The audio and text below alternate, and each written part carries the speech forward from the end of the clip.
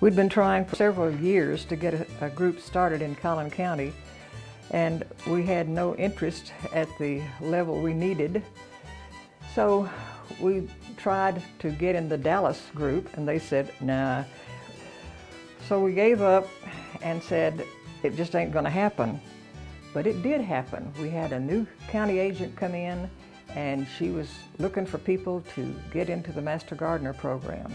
I was fortunate to sign in, and there were, I think, 15 or 16 of us in that group, and I was the last one in. The entire group, all certified.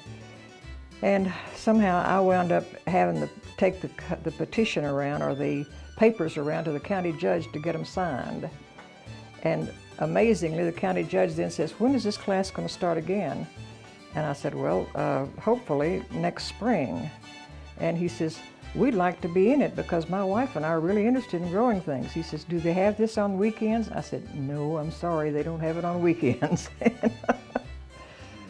Well, I was really lucky. I was on the nominating committee, and I tried to get everybody to be an officer, and we wound up with no president, so I was drafted. We were, at that time, under the direct supervision of the county agent, and his idea was, gee whiz, what are you women trying to do?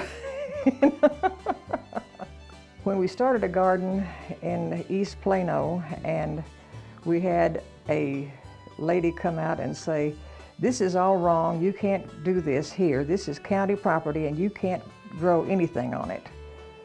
Okay, the county agent had just told us we could, but we didn't want to get into a problem, so we left that one, and I called the county agent in Tarrant County, and she says, why don't you come and take a bunch of these seeds that we've got over here that need sorting, and put your people to work sorting seed that will be given to various community groups for gardening, and they can put them wherever they want to. Great. So that's what we did. We headed to Fort Worth. We loaded up our car with crates of seeds left over from the growing season or the selling season by the seed company, and we brought them back to McKinney, set up a sorting room, and sorted seed. We took seed to schools, we took seeds to all kinds of community groups, asking them to take the seeds, grow things. We tried to work with various groups of young people.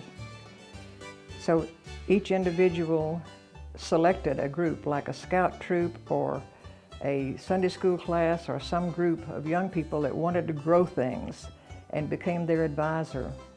The idea of gardening is a local thing, but it has impact far beyond the local region. And we don't often think that what we're doing makes so much difference, not only in our community, but that grows and grows and grows, so that we affect more than our immediate area. For me, I was interested in doing better in my own yard, my own garden, my own neighborhood.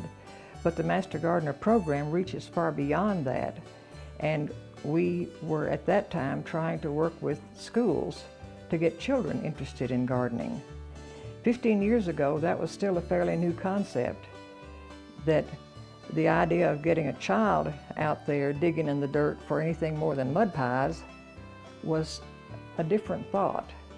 But it was a productive thought, and kids were getting excited about it. Then you realize that some of the most important growing time, they're out of school.